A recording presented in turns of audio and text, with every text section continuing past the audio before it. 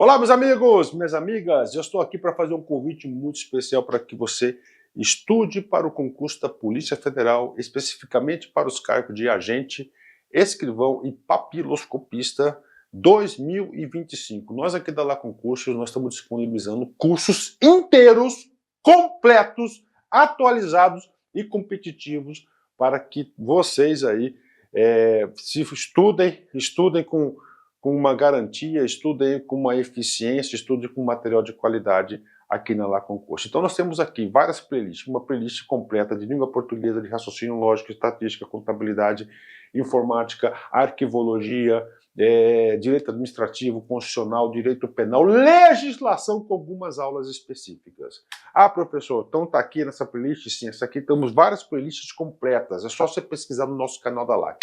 Detalhe, professor, eu quero material, eu quero estudar de forma organizada. Então, eu faço um convite do fundo do coração para que você ajude esse nosso grande projeto aqui da Lá Concurso. Por apenas R$ 39,90 você vai ter todo o nosso curso, esse mesmo curso do YouTube, tá? Esse mesmo curso, você vai ter todo o material didático, material de apoio do professor gratuitamente, e você vai ter direito também ao nosso personal coach, que o nosso personal coach nada mais é, nada menos que um planejamento. Cara, papo sério, acredite, confie. Com essa playlist, se você estudar ela de passo a passo, eu tenho certeza que você estará disputando aí vagas neste concurso. Tudo bem? Então venha com a gente, R$ 39,90, você vai ter direito a esse suporte pedagógico. Espero vocês. Valeu, tchau, tchau. Galera, começamos então aqui esse bloco tratando do direito de herança. Nesse agora a gente não vai falar somente de direito de herança. Até porque o direito de herança, nós temos apenas esses dois incisos, o 30 e o 31, tratando do tema. Coisa muito rápida. O 30, ele somente inaugura o direito de herança, dizendo ser garantido tal direito. E o 31 ele fala sobre algumas coisas também muito simples de serem entendidas. A sucessão de bens de estrangeiros situados no país será regulada pela lei brasileira em benefício do cônjuge ou dos filhos brasileiros, sempre que não lhes seja mais favorável a lei pessoal do decujus. O que a gente percebe aqui?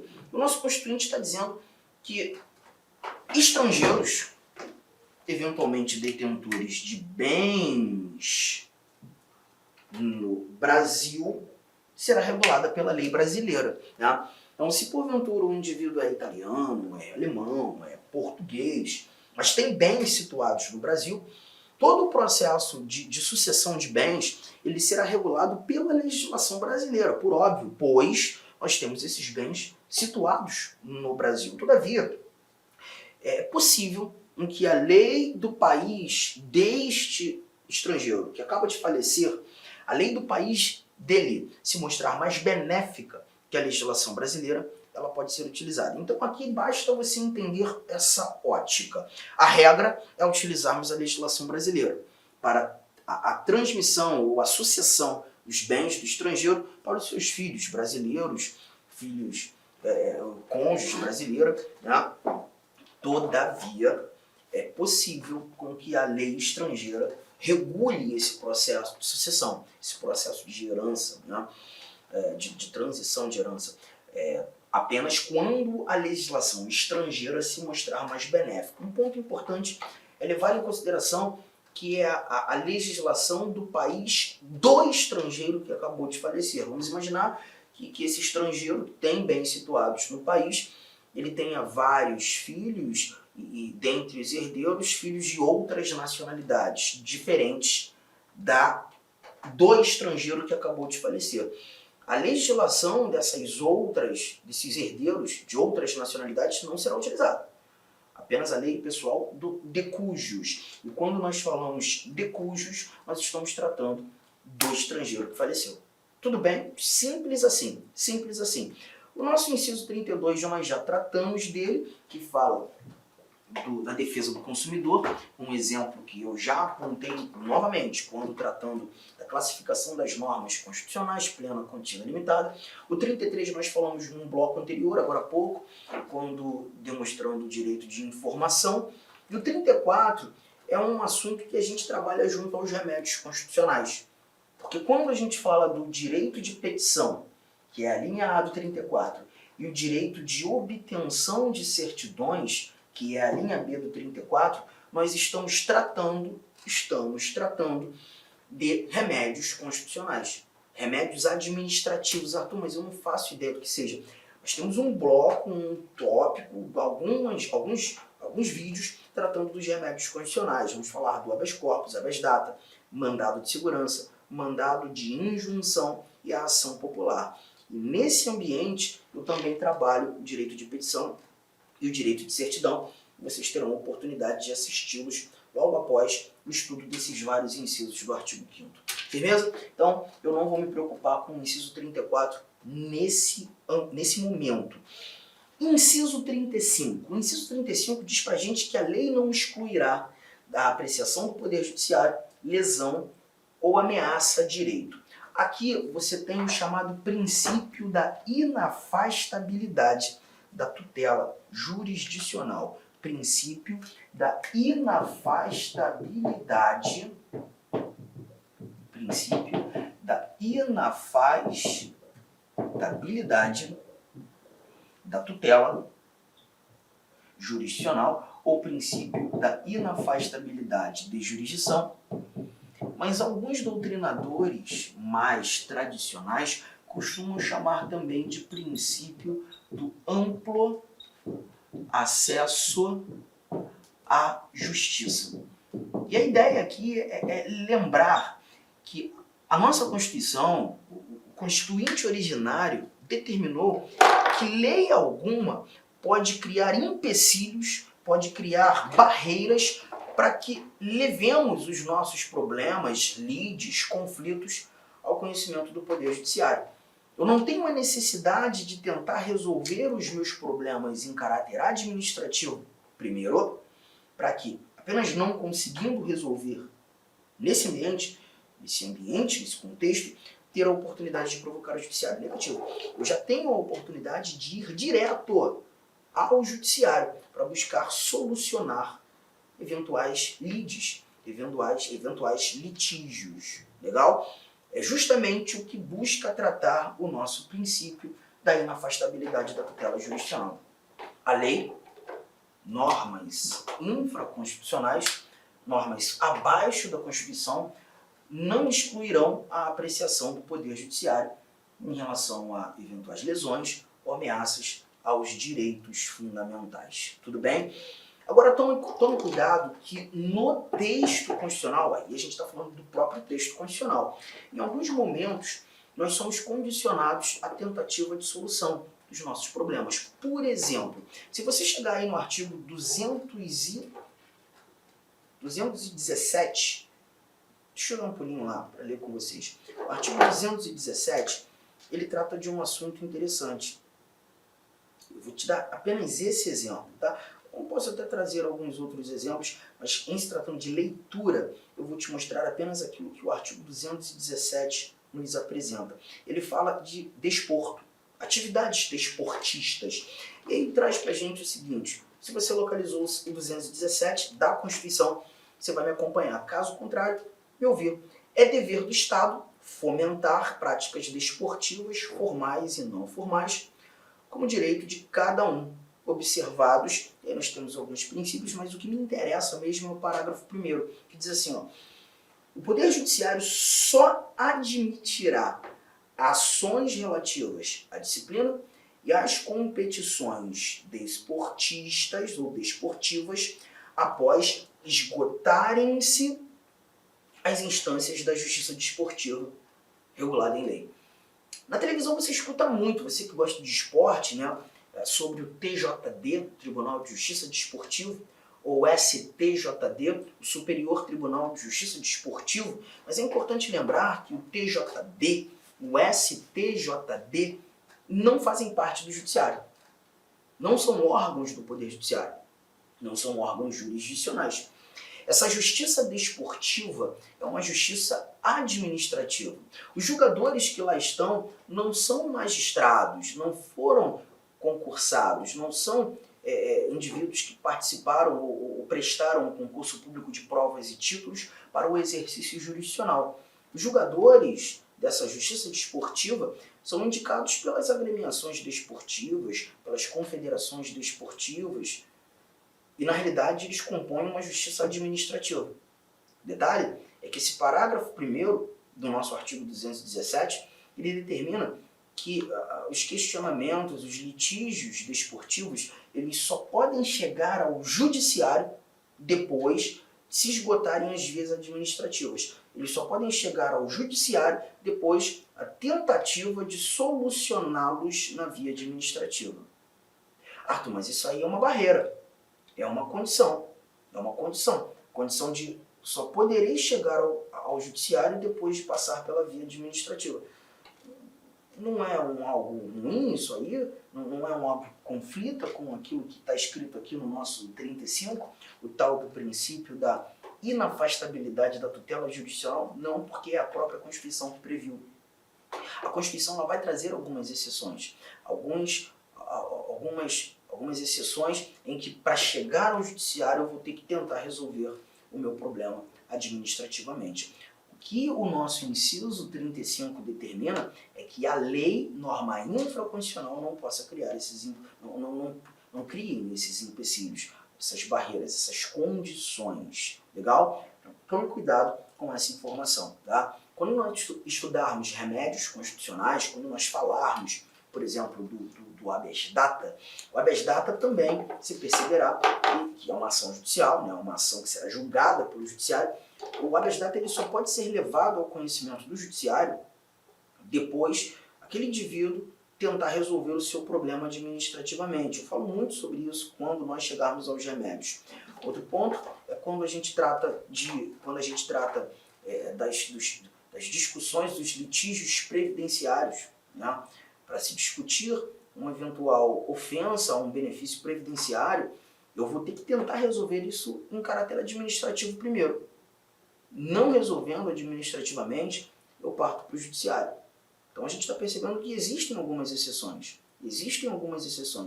Nesse caso, a regra é não haver empecilho. É o Poder Judiciário estar de portas abertas ao exame dessas discussões. Esse é o nosso princípio da inafastabilidade da tutela jurisdicional. A lei não excluirá da apreciação do Poder Judiciário lesão ou ameaça a direito. E aí, desse 35, eu já vou aproveitar e partir para o inciso de número 37, que está aqui na tela.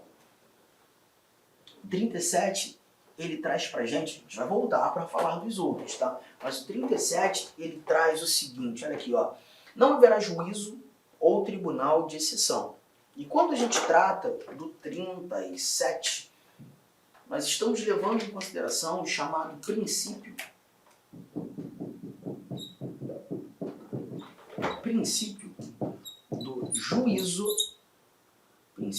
do juízo natural. E o que significa isso? A própria Constituição estabelece quais são os órgãos competentes para o exercício da jurisdição. Dizer de quem é o direito. O artigo 92, por exemplo, ele vai trazer para a gente os órgãos do judiciário, os órgãos do Poder Judiciário, competentes para tal exercício. Assim como o artigo 52, ele também traz para a gente o Senado Federal, que é uma casa legislativa, que vai julgar crimes de responsabilidade praticados por algumas autoridades. Ainda que seja uma casa legislativa, um órgão do poder legislativo, foi a Constituição que deu essa capacidade ao Senado Federal de julgar também crimes, mas crimes de responsabilidade. Então isso não ofende o princípio do juízo natural, pois é a própria Constituição que garante essa capacidade ao Senado. E por que chamar princípio do juízo natural que não haverá juízo ou tribunal de exceção? Em hipótese alguma, independentemente do crime, imagine um crime mais horroroso da história humana, poderá ser criado, constituído um órgão para exercer jurisdição, para julgar determinado indivíduo que não esteja amparado pela Constituição. Não é possível que um determinado órgão seja criado do nada para julgar um crime especial, em decorrência de sua gravidade, que não tenha essa capacidade determinada no texto constitucional. Qualquer órgão criado para o exercício jurisdicional que não tenha essa orientação no texto da Constituição deve ser entendido como um juízo de exceção. Não competente para julgar, não competente para exercer jurisdição. É por isso que a gente tem aqui o não haverá juízo, não haverá tribunal de exceção. Somente será capaz de exercer jurisdição o juízo natural. Aqueles órgãos que a própria Constituição Federal deu capacidade de julgar. É isso que a gente leva em consideração aqui. Eu vou aproveitar esse 37 de conduzir ao 53. E o 53 também trata de um assunto ou de um dado importante. Olha o que o 53 nos apresenta. Está aqui na tua tela. Ninguém será processado nem sentenciado senão pela autoridade competente.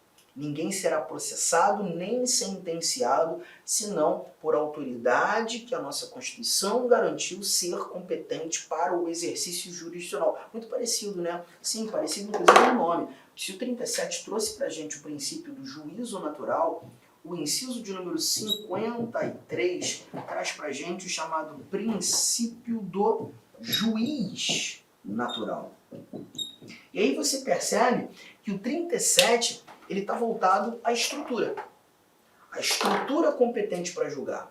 Órgãos que a Constituição conferiu competência para exercer jurisdição. Já o 53, quando trata do princípio do juiz natural, não juízo, mas juiz, dizendo que ninguém será processado, nem sentenciado, senão por autoridade competente, eu já não trato de estrutura, eu trato de autoridade.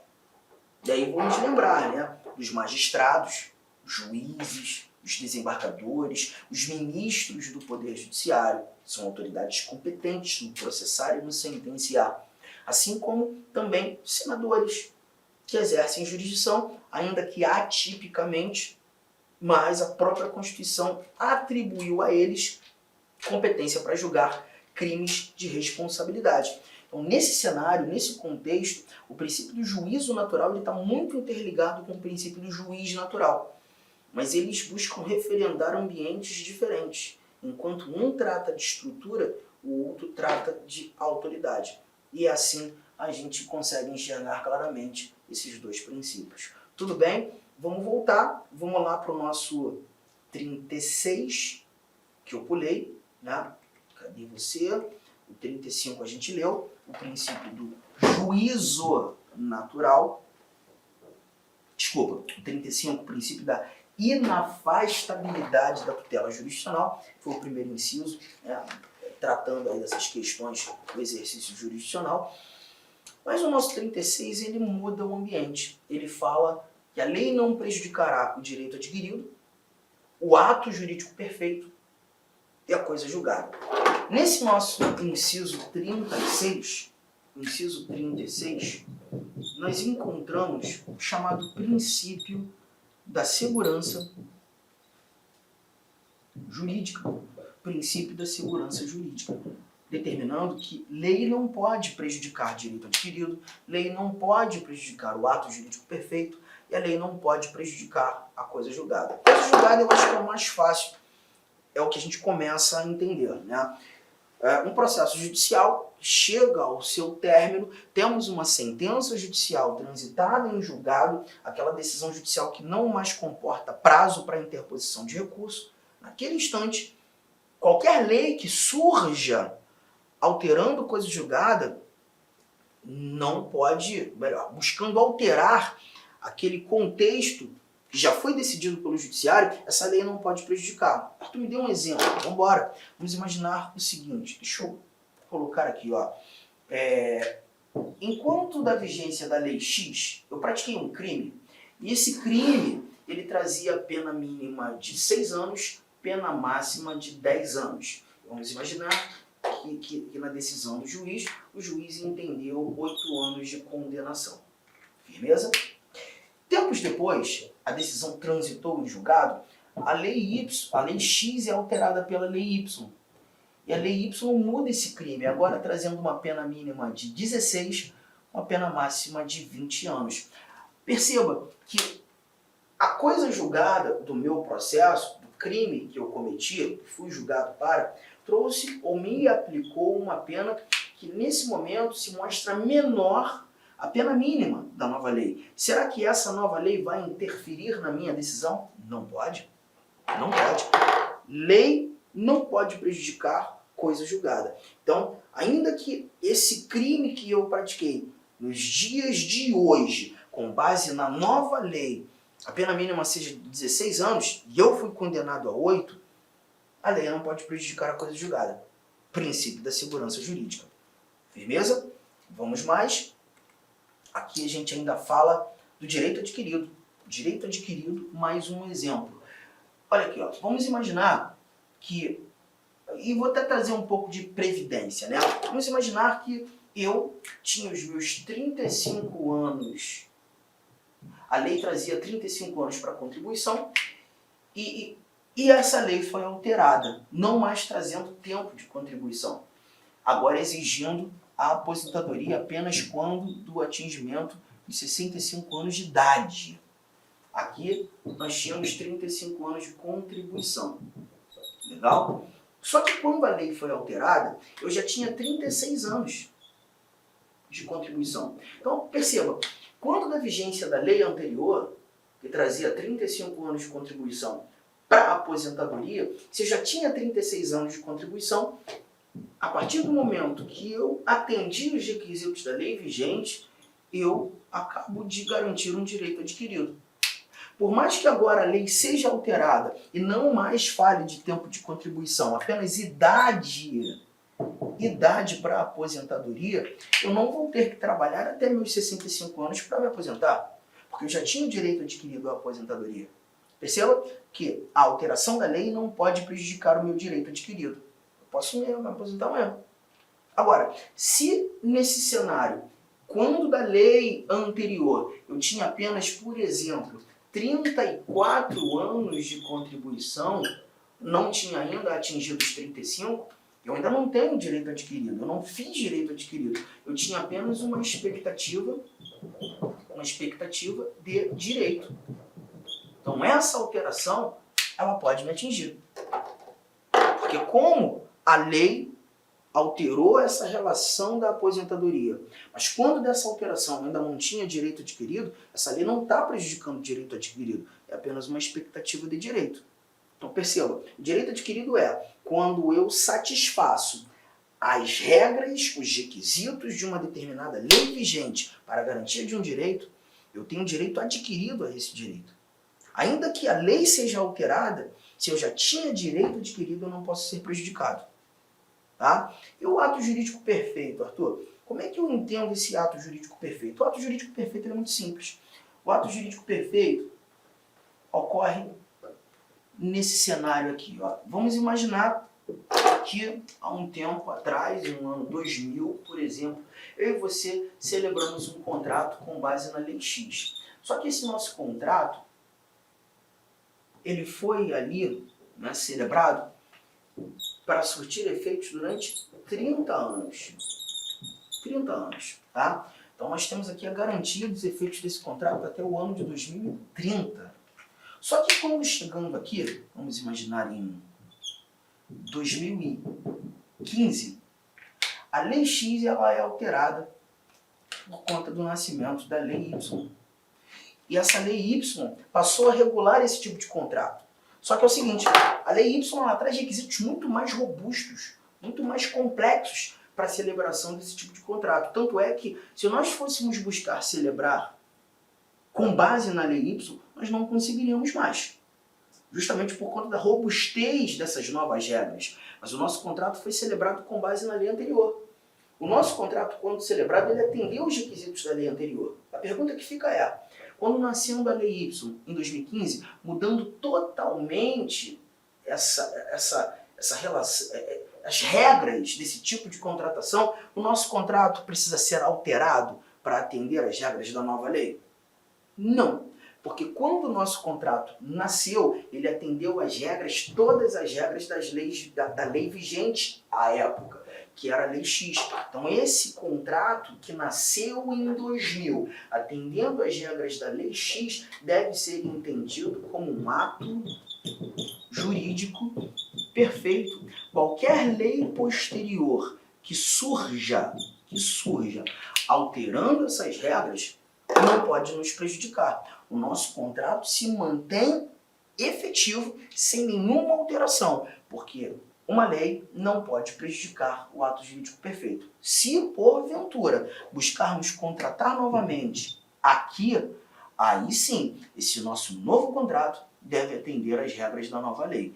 A lei anterior já não existe mais. Ato jurídico perfeito aparece nesse ambiente, justamente para garantir a segurança jurídica. Por isso que nós temos o princípio da segurança jurídica.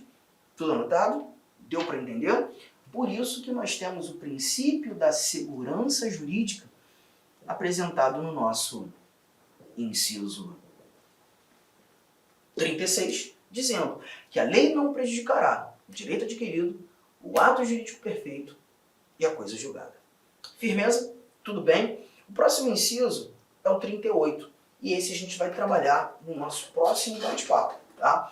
Ele vai tratar do tribunal do júri. Fácil, tranquilo. Mas nós temos algumas orientações também importantes de serem analisadas aqui. Daqui a pouco a gente mata, trazendo aí o princípio, o tribunal do júri e os seus elementos. Essas 4 alíneas que nós encontramos aqui. A, B, C e D, tratando aí desse órgão do judiciário, um órgão de primeira instância, e foi criado justamente para julgar apenas um tipo de crime, o julgamento dos crimes dolosos contra a vida. E aí algumas outras orientações a gente vai ter que atender aqui no nosso 38. Te aguardo para a gente continuar esse papo daqui a pouco, dando continuidade. Valeu!